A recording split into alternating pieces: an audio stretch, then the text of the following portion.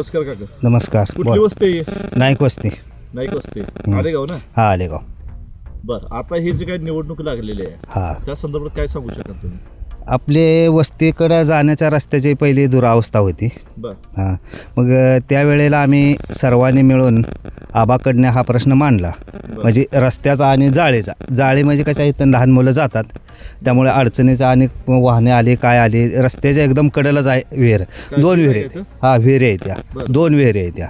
मग त्यांच्याकडं आम्ही प्रश्न मांडल्यानंतर ते म्हणले तुमच्या काय जे काय अडचणी आहे ते आम्ही करतो म्हणले.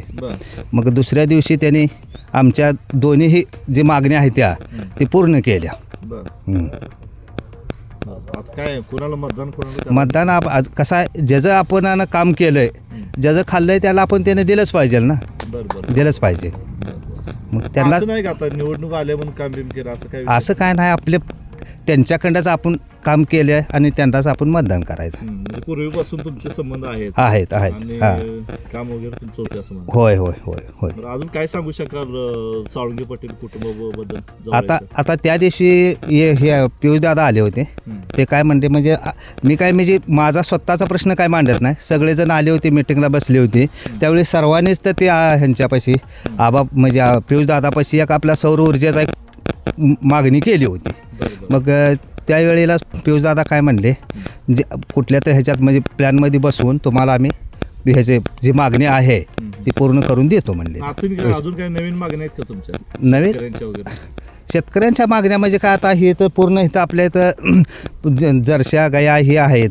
पुढे जे काय आपणाला शेतकऱ्यासाठी जी पंचायत समिती जिल्हा परिषद यासाठी काय जे आपणाला काय गरजा पडेल किंवा कोणाला कटर कोणाला STB काय असेल त्यावेळी त्यांच्याकडून आपणाला हे घ्यावं लागतंय ना संमती घ्यावी लागते. त्यावेळेला ते काय असेल ते तुमचे ती पूर्ण करतो म्हणून त्यांनी सांगितलेलं आहे.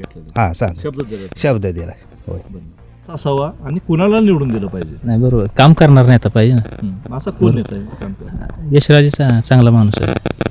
काय चांगलं काम केलं? रस्त्याची कामं झाली परत पोलची कामं अजून काय अडचणी आहे ती सगळ्याच्या म्हणजे सॉल्व्ह करण्याचं काम चालू आहे त्यांचं. तुम्ही काय असं मागणी केलं काय?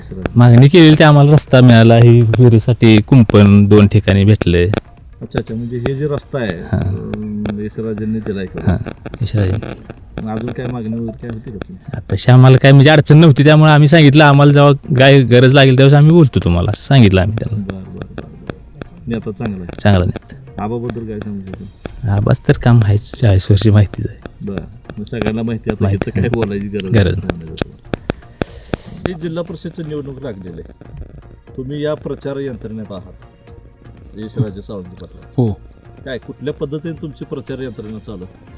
प्रत्येक वाड्यावस्ती जाऊन ज्या त्या मतदान सांगायचं चिन्ह सांगणं व्यवस्थित.